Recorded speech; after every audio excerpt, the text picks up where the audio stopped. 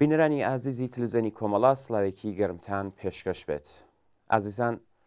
هەر لەمڕۆوە زنجیرە بەرنمەیەکتان هەموو ڕۆژانی پێنجشەممە دوای بەرنمەی کۆمەڵە و هەڵسووڕاوان پێشکەشتان دەکەین لە ژێرناوی مێژووی کۆمەڵە. لەم زنجیرە بەرنمەیەدا هەر جارە و لاپەڕەیەک لە زیاتر لە نیو سەدە خەبات و تێکۆشانی پڕ لە هەڵسوکەوتی کۆمەڵا هەڵدەدەینەوە و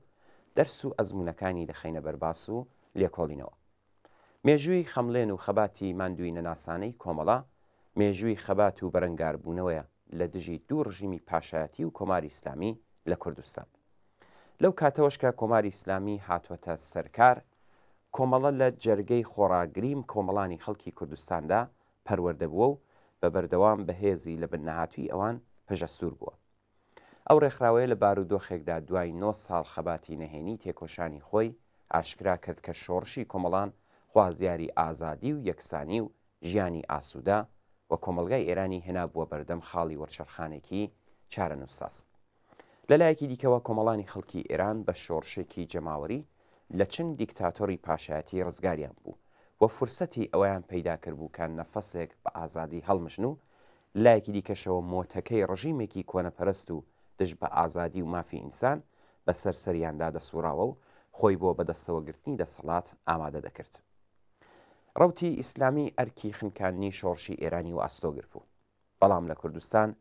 لاوازبوونی ڕەوتی ئیسلامی و نفوزی بیر و بۆچوون و ڕێبازی چەپ و ڕادیکاڵ و سۆکۆلار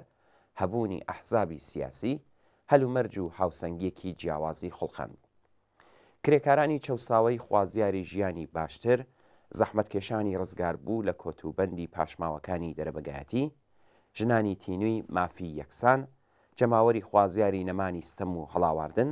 هەموو ئەوانە لە بزوتنەوەیکی مەقاومەتی کۆمەڵایەتی بەریندا خۆیان بۆ بەرەو ڕووبوونەوە لەگەڵ ڕژیمی تازە بەدەسەڵات گەیشت و کە ئامادەکاری بۆ داسەپاندنی حکمی خۆی بەسەر کوردستانیشدا دەست پێکرد بوو کۆبوونەوە. کۆمەڵە لەوەهات دەورەیەکدا و دوای 9 ساڵ خەباتی نەهێنی گەشەی کردو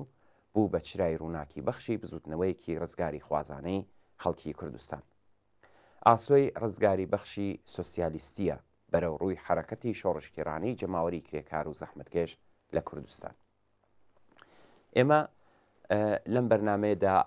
ئاوردانەوەمان دەبێت بەو ڕابردووەدا و هەوڵ دەدەین هەموو لایەنەکانی بە مەبەستی دەرزوەرگرتن بدەینە بەرباس و لێکۆڵینەوە. هیوادارین زنجیرە بەرنمەیەکی بەسوود بێت لە پێناو بەرەو پێشتربردنی ڕێبازی کۆمەڵەدا. فەرمون لەگەڵمان بێت.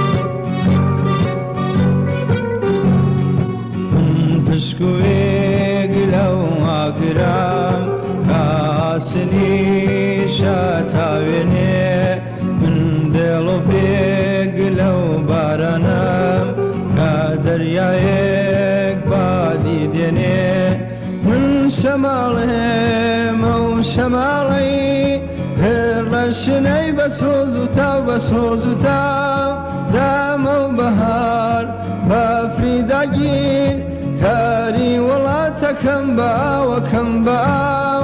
منژی لەم و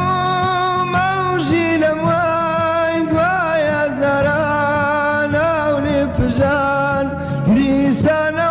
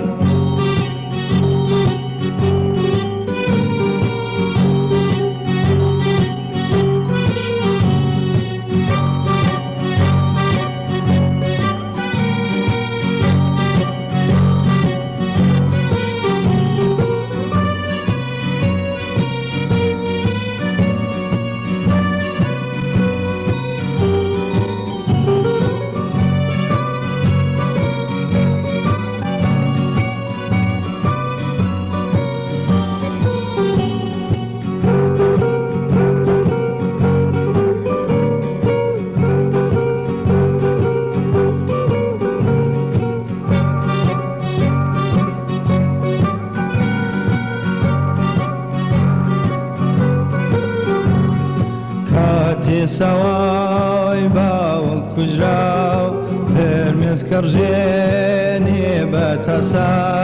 من بە سۆستێ لاوەستینام باقینترم لەو هەناسا من باوەڕێم بوومە لەرزام دێڵی زەوی دەلەرزێنم کێ و تەلان لا بندێنم هەموو گیانە دەهاژێنم من ڕووناکی ئاسۆژێنم وەک تاوەڵێم بۆ ژێر دەسان من شوڕشی ماگرە سوورە کەی کوردستان هاگرە سوورە کەی کوردستان هاگرە سوورە کەی کوردستان هاگرە سوورە کەی کوردستان. بەڵێ ئازیزان پێش ئەوەی کە ئێمە باسی ئەوە بکەین کە کۆمەڵەکەی ئەلەنی بووە و چۆن ئەلەنی بووە چاوێک لە ڕەوتی چەپ لە ئێراندا دەکەین ئێمەش بۆم بابەتە پێمان باش بوو وتوێژێک کە هاوڕێ ئیبراهیم عەلیزادە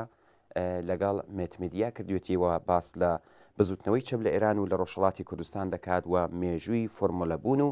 هەوڵدانی چەپەکان بۆ گرتنەوە دەستی دەسەڵات دەکات. ئێمە پێمان باش بوو ئەم وتوێژە دووبارە بخینەوە بەر ئەم بەرنامەیە و کە بینەرانی ئازیزیش کەڵکی پێویستی لێ بگرن. فەرموو بۆ بینی. چەپ لە چوارچەوەی حزبێکا یاخود بزوتنەوەیکی ئاشکرایە لە ئێران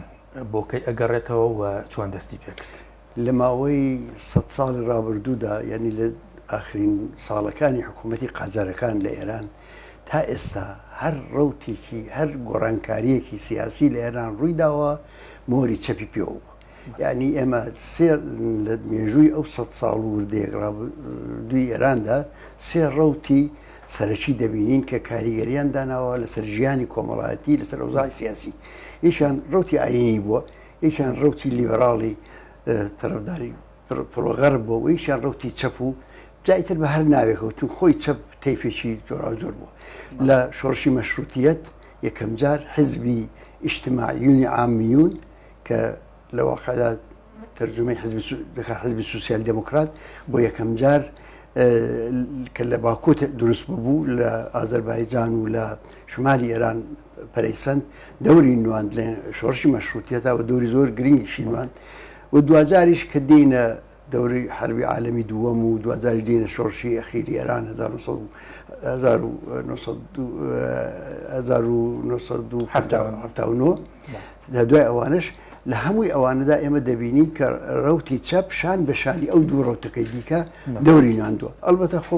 مەسەلەن لە دەورەیەکدا لە دەورەی ڕۆژاشادا توانیان تەنانەت لە شمالی ئێران لە منتقی جەلان و مازندەران لەگەڵ میلیەکان و ناسیۆنالیستەکانی ئێرانی کە لە بزوتنەوەی جەنگەڵدا بوون حکوومەت پێک بێنن یا لە ئازەربایجان هەمیشە هێزێکی دەرەجە یەک بوون لە شکڵدان بە ڕووداوەکان. لە شۆڕشی 1970 ئێرانیش لەگەڵەوەشدا کە سەرنجام ئیسلامیەکان زاڵ بوون بەسەر ڕەوتی شۆڕشدا و لە واقعدا ڕەوتی چەپ شکستی خوارد، بەڵام بۆ نمونە لە یەکەم ڕێوڕسمی یەکی ئەیاری ساڵی 1970 نزیک بە 700,000 نەفەر فقط لە شاری تاران بە بانگەوازی چەپەکان هاتە. مامۆستا ئەوەی کە کۆمەڵگەی ئێرانی زەمینە ساز بووە بۆ ئەوەی هێزی چەپ بتوانێت ئیشی تیا بکەوە کاریگەری لەسەر ئاراستە سیاسی و ئابوور فەرنگیەکەی دروستکە، ئەو هۆکارانە چی بوونەوە کۆمەڵگەی ئێرانی کاریگەر بووە بە بیری چەپ یا بە هێزە چەپەکان؟ پێش هەموو شتێک سەرچاوەکەی هەڵدەگەڕێتەوە بۆ ئەو کرێکارانەی کە لە شمالی ئێران و لە ئازەربایجانەوە دەچوون بۆ منتەقەی باکۆ لە باکۆ نەوت کەشف بوو و سەدان هەزار کرێکاری ئێرانی ڕویان کردە ئەوێ و لەوێ لەگەڵ سوسیال دموکراتەکانی رووسیا لەگەڵ کۆمونیستەکان رووسیا لەگەڵەوە تێکەڵاو دەبوون و لەگەڵ خۆیان بیری چەپیان هێناوە بناغەی یەکەم ڕێکخراوی چەپی ئێرانی لەوێ لە واقعدا دامەزرا. بە شوێن ئەوەشدا هەم گەشەکردنی پەیوەندیەکانی سەرمایهداری لە وڵاتی ئێران و هەم کاریگەری سۆڤیەتیش بەسەر بارودۆخی سیاسی ئێران و باقی ڕووداوە عالەمیەکانیش دەستیاندا دەستیەوە سەرجەم هاوسنجێکی هێزیان بۆ پێکێنا کە تێیدا هێزی چەپ لە ئێرانیش توانی گەشە بکە و بە تایبەتیش بشوێنەوەدا لە جنوبی ئێران نەوت کەشە بوو و هەزاران کرێکاریش لەوێ کەوتنەکار ئەمانە خۆی بوو پێگەیەکی کۆمەڵایەتی بۆ گەشەکردنی چەپ بێجگە لە هەمووی ئەوانە لە دەورەی حکوومەتی پەهلەوی شادا ئیسلاحاتی ئەرزی کرا لە ئێران ئیسلاحاتی ئەرزی پەیوەندیەکانی سەرمایهداری بە نهایەتی خۆی گەیاند و پاژماوەی دەربەگایەتی نەما و ئەوەش خۆی پێشکەوتنێکی بە کۆمەلگای ئێراندا کە بوو بە زمینەیەکی مادی بۆ گەشەکردنی چەپ. بەڵێ مامەسا لە کۆی مێژووی 100 ساڵی ئێرانە جەنابە باسە کرد لە ینی چەپ ئامادەجێکی تەواوی هەبووە کاریگەریژی هەبووە هەڵوێستی هاوکات لەگەڵ ئەوەی چەپ کاریگەریەکی هەبووە و ڕۆڵی هەبوو لە گۆڕانکاریەکان لە هەمان کاتە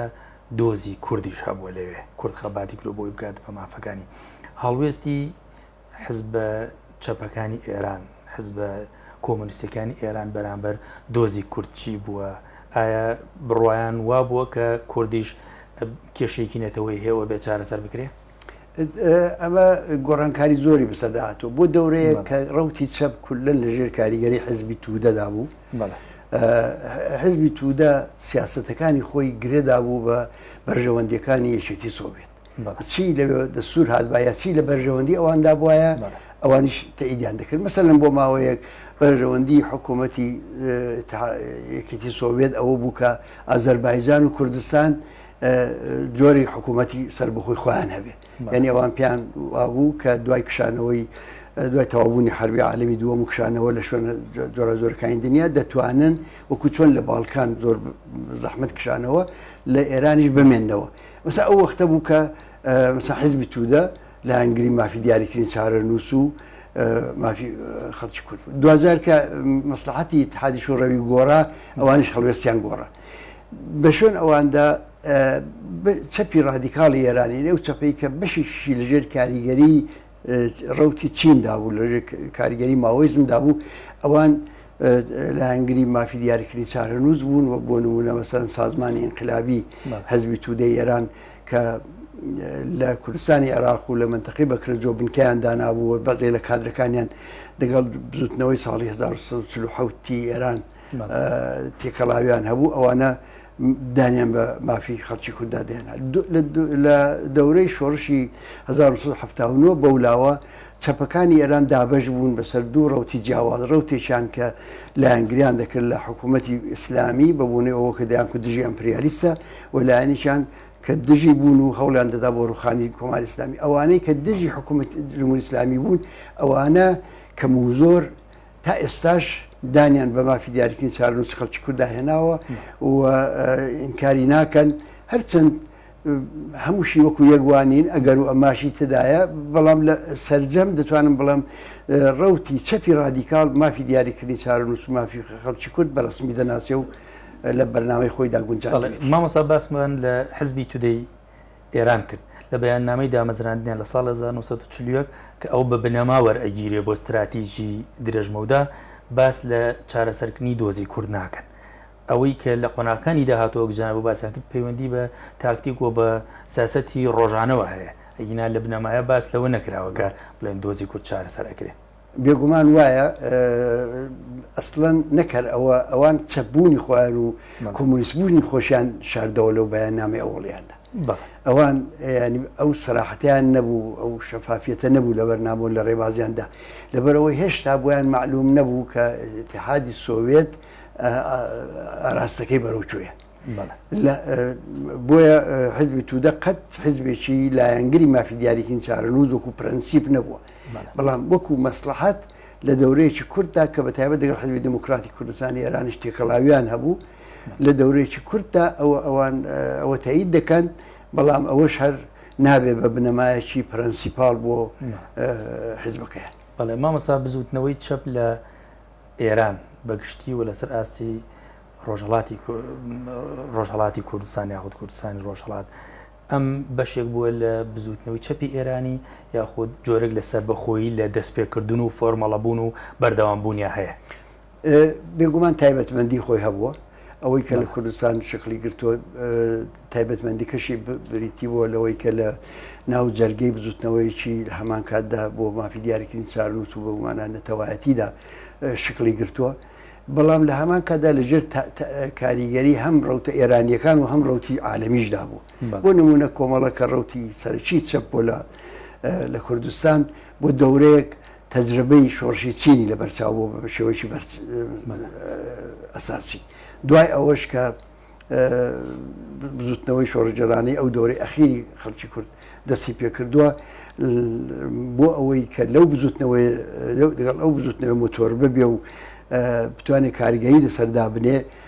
بە ڕۆشنی بە شەفافی دیفاعی کردووە لە مافی دیاریکردنی چارەنووس و هەوڵی داوە بۆ ئەوەی کە ئەو مافە بە کردداری بەڕێوە بچێت. ینی ئێمە لە نظر چەپی کوردستانەوە تایبەتمەندێک کە هەبوو ئەوە بۆ کە ئێمە نەکرد لە ئەنگری مافی دیاریکردنی چارەنووس بووین بەڵکە لە ئەنگری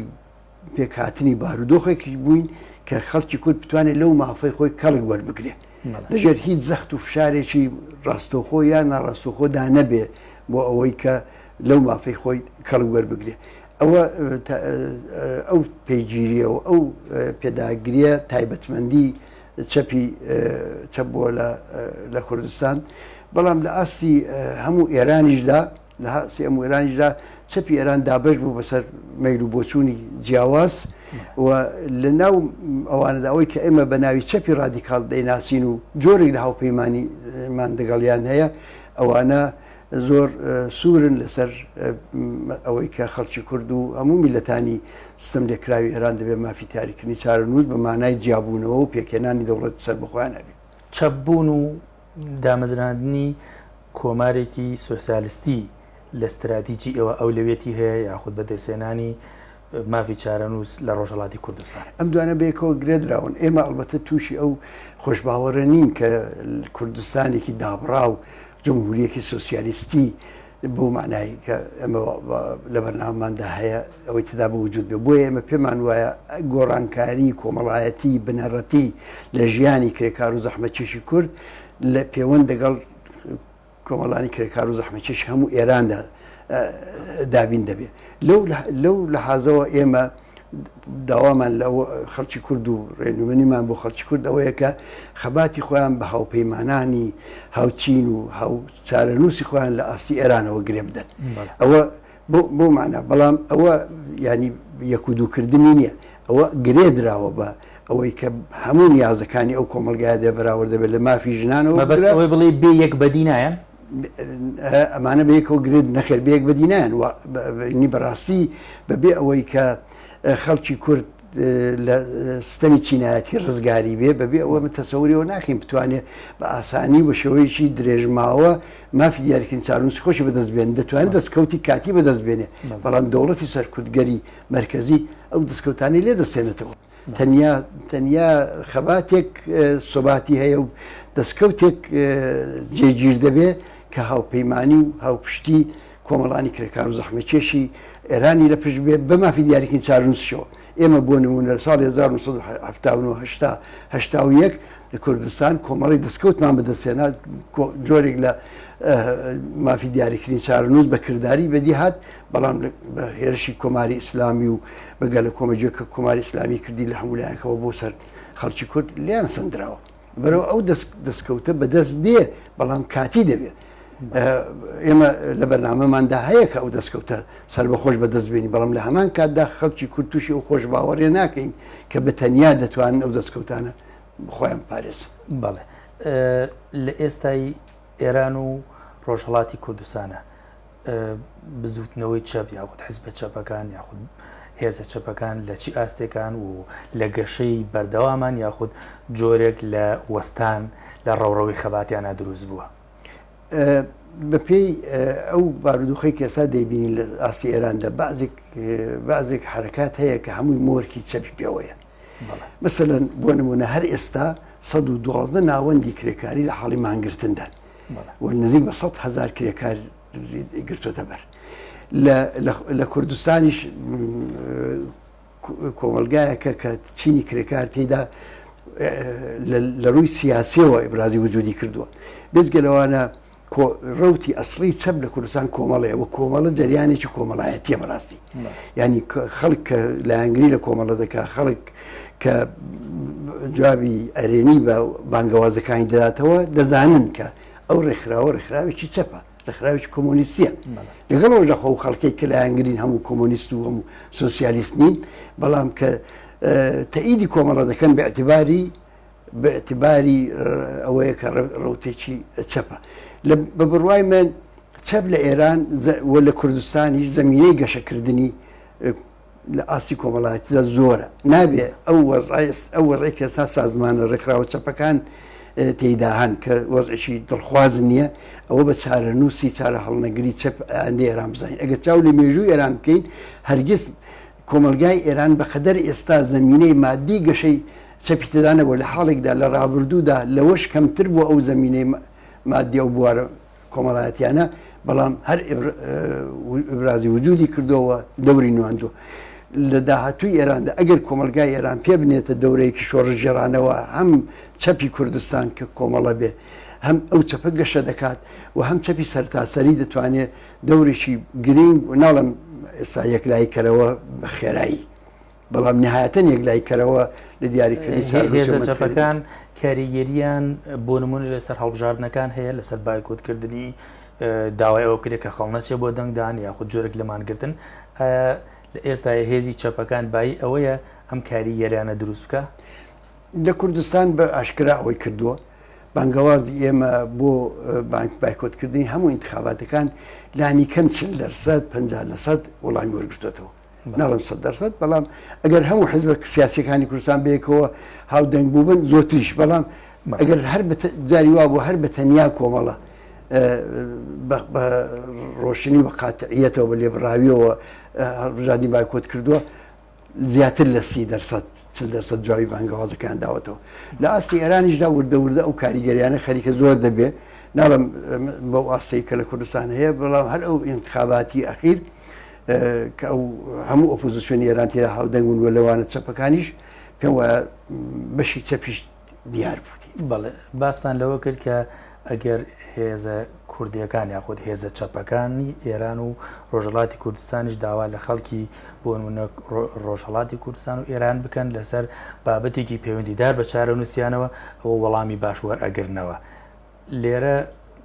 ئەوە هەیە کە هێزی چەپ زۆرە لەسەر ئاستی ئێران و لەسەر ئاسی ڕۆژهەڵاتی کوردستان بەڵام جۆرێک لە پەرتەوازەوی یەکنەبوون ئەبینین لە بەرەیەکی چەپ یەک بێن یاخود بەرەیەکی کوردستان یاخود بەرەیەکی ئێرانی با بڵێن بۆچی هێزە چەپەکان لە بەرەیەکە خۆیان نابینەوە کۆکنین لەسەر استراتیژێک بۆ ئایندەی با بڵێن بزوتنەوەی چەپ لە ئێران یاخود بزوتنەوەی کوردی و بزوتنەوەی ئازادی خوازی بە شێوەیەکی گشتی لە ئێرانە با بڵێ هێزە چەپەکانی ئێران لە هەوڵی ئەوەدان بۆ ئەوەی کە جۆری لە هاودەنجی نێوخۆیاندا پێک بێنن و تا ئەندازەیەکیش پێشرەفتیان کردووە بەسەرم بۆ نمونە ئێستا ئێمە حزبی ئێمە لە چوارچێوەی چەپەکانی ئێراندا هاوپەیمانیەکمان هەیە کە 5-6 سازمانی سەرەکی چەپی ئێران تێدا بەشدارن بەڵام کێشە ئەوە نییە کە ئێرادەکەی نیە کێشە ئەوەیە کە هێشتا ئەوە وەڵامێکی کۆمەڵایەتی وەرنەگرتوێتەوە یعنی نەبووە ویستێکی کۆمەڵایەتی کرێکاران زەحمە کێشان خەڵکی تێکۆشە لەناو تێکۆشەری چەپ لە ناوەوە کە ئەوان ئەو زەرورەتیان هەست پێکردێ و ئەو فشاریان هێنابێ بەڵام لە کوردستان بەڕاستی ئەوەی کە پێی دەکوترێ ڕەوتی چەپ غێری کۆمەڵە بۆ معنایی کە کۆمەڵی کۆمۆنیست و کۆمەڵی سوسیالیست و کۆمەڵی کە ئێمە نوێنەرایەتەکەین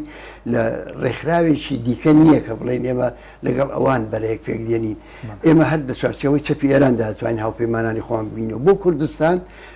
سەرجەم هێزە سیاسەکانی کوردستان ئیمکانی ئەویان هەیە کە کاریگەری دانیە لەسەرەوەی بارودۆخی سیاسی کوردستان بگۆڕن بە هاودەنجی بۆچی بەرە پێک نەهاتووە ئەمەش کۆمەڵێک هۆکاری استراتێژیکی هەیە لە هەمویان مهمتر و گرنگتر ئەوەیە کە هاوپەیمانانی سەرتاسەری هێزە سیاسەکانی کوردستان یەکنی یان وەکو یەکوانی مەسەلەن بەشێکیان ئومێدیان بە ڕێفۆرمخوازەکانە، بەشێکیان ئومێدیان بە بەشێک لە لیبەراڵەکانی ئۆپۆزیسیۆنی ئێرانە، بەشێکیان لەگەڵ ئەو بەشە لە ئۆپۆزیسیۆنی ئێرانی هاوپەیمان کە تا مەغزی ئەسقانیان شۆوریست و دژی خەڵکی کوردن. لەبەرەوە ئەوە کێشەیەکی گەورەیە وان دەگەڵ چی هاوپەیمان دەبن. ئەگەر هێزە کوردەکان لەسەرەوە ساغ بنەوە کە هاوپەیمانی سەرەکی ئەوان هێزی چەپە لە کوردستان کە مافی دیاری لە ئێران کە مافی دیاریکردنی چارنووس بەڕسمیەت دەناسێ، لەو سوورەتدا بە بڕوای من کوردستان دەتوانێت دەورێکی زۆر گرنگی هەبێت لە بوژانەوە و سەرهەڵدانەوەی خەباتی سراسەری لە هەموو ئێران و لە نەتیجەدا بە ئاکامگەیشتنی خەبات لە خودی کوردستانیش. ئەوە کارێکە ئێمە هەوڵی بۆ دەدەین و ئومێدەوارین حزب سیاسەکانی کوردستان واز لەوە بێنن کە ئومێد ببەستن بەو جناحانەی بەو لایەنانەی ناو ئۆپۆزیسیۆن کە هیچ خێرێکیان بۆ مافی دیاریکردنی چارنووس و بۆ میلەتی کورد لێبەدی ناکرێت. ئێوە هیچ پەیوەندیەکتان لەگەڵ هێزە چەپەکانی جیهان هەیە جگە لە هێزە چەپەکانی ئێران؟ بەڵێ لە ئاستێکی محدود دامەوە پەیوەندیانەمان هەیە دەگەڵ یەکێتی کرێکاریەکان بەتایبەت بەو مەناگە بڵین بە چەپ حسابیان کەین دەگەڵ بعضی سازمانی چەپی دیکەش لێرە و لەوێ ارتباطمان هەیە، بەڵام ارتباطێکی لاوازە. لاوازبوونیشی بەڕاستی هۆکارەکەی ئەوەیە کولی چەپی دنیا هێشتا جارێ چەپێکی پەراکەندە و پرژ و بڵاوە. هێشتا ناتوانین بڵین قوتبێ یا جەمسەرێکی چەپی جیهانی هەیە کە ئێمە بچین پێی پێوەزبین یا پەیوەندی پێوە بگرین. ئەمە گۆڕانکاریەکە ئەمە گۆڕانکاریەکە لە ئاسۆدایە بەڕاستی، یانی لە ئاسۆدا هەیە بە پێی ئەوە کە کۆمەلگای جیهانی دەڕوا بەرەو ئەوەی کە ویستەکانی ڕادیکاڵ بێتەوە و دژی نظامی سەرمایهداری و نیئۆلیبەراڵی و ئەو زڵم و زۆرانەی کە سیستمی سەرمایهداری جیهانی دای سەپاندووە دژی ئەوە ڕابوەستی ئەو قەیرانانەی کە لە گۆڕدایە پێی ئەوە ئومێدمان ئەوەیە کە ئەو جەمسەرە شکڵ بگرێ، بەڵام ئێستا وجودی نییە و دەتوانم بڵم پەیوەندیەکە لاوازە. مامۆستا لە قسەکان تا وەک دوا پرسیاریش هەستم بە جۆرێک لە گەشتبینی کرد بە ئایندەی چەپ و گەیشتن بەوەی کە لە استراتیجی خۆتانە داتان ناوە. ئەم گەشتبینی لە چیەوە سەرچاوە ئەگرێ؟ مەزموعەیە کار هەیە لە ئاسی دنیادا، مەزموعەیە ڕووداو هەیە لە ئاسی دنیادا هەمووی مۆری چەپی پێوەیە. مەسەلەن هەموو ئەو هەوڵ و تەقەدانەی کە هەیە بۆ مەسەل ژینگە پارێزی، هەموو ئەو خەباتەی کە هەیە بۆ مەسەلەن لە دژی نەژات پەرستی، هەموو ئەو تێکۆشانانەی کە هەیە لە دژی ئەو شەلم چۆرم ناپارێزمی نیۆلیبەراڵی، هەموو ئەو هەوڵانەی کە هەیە بۆ ئاشتی، ئەوانە بەڕاستی تێیدا هەمووی ئەو هێزانەی کە بە ناوەڕۆک و بجە و هەرچەپن تێیدا ڕۆڵی سەرشی دەبینن. فرۆمە کۆمەڵایەتیەکان، بزوتنەوەی 99% بزوتنەوەی دژی واڵستریت، کۆمەڵێک بزوتنەوەی دیکە عالمی هەر ئەو ساڵ مەسەلەن ئەو بزوتنەوەی کە دژی نەژات پەرستی بە بۆنەی کوژرانی ئەو ڕەشپێستەکەی ئەمریکا ڕوویدا، ئەوانە هەمووی ئومێدمان پێدەدا بۆەوەی کە دنیا ئەو جۆرە نییە کە بەرەی ڕاست دەیهەوێ و ئەو جۆرەی کە نظامی نیۆلیبەراڵی سەرمایهداری دەیهەوێ وا بنوێنێ ئەوە ناچێتە پێشێ. ئەو بێعەداڵەتیانەی کە هەیە ئەو برسێتی ئەو نەداری ئەو بێتوانایی کە نظامی سەرمایهداری هەیەی لە چارەسەرکردنی قەیرانەکان بۆ نمونە چەندە بێتوانە بوو لە بەرامبەر ڤیرۆسی کۆڕۆنادا. خۆ هەمووی سەرچاوەکەی لە ئەو تەناقوزاتەیە کە نظامی سەرمایهداری تدایە. ئەوانە ئێمە ئومێدەوار دەکات بەوەی کە ئەم کۆمەلگای بەشەریە سەر بەرز دەکاتەوە بەرامبەر بەو نەکبەتەی کە نظامی سەرمایهداری تووشی کردو.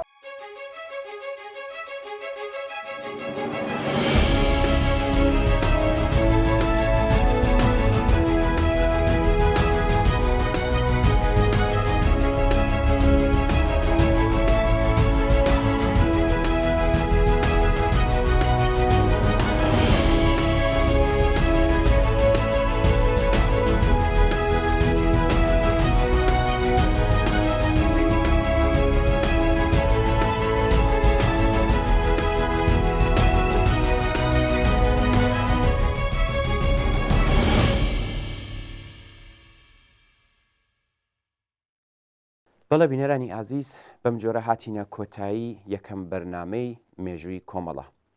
ئێمە بۆ بەرنامەی هەفتەی داهاتوودا باس لە ئەوە دەکەین کە کۆمەڵە کەی عەلەنی بووە و چۆن عەلەنی بووە و باس باوردەکاریش باسی دەکەین. هیوادارین کە ئەم بەرنامەیە بەدڵتان بێت و کەڵکی پێویستیشی لێوەرگرن تا بەرنامەیەکی تر و هەفتەیەکی تر هەر شاد و سەرەفراز بن.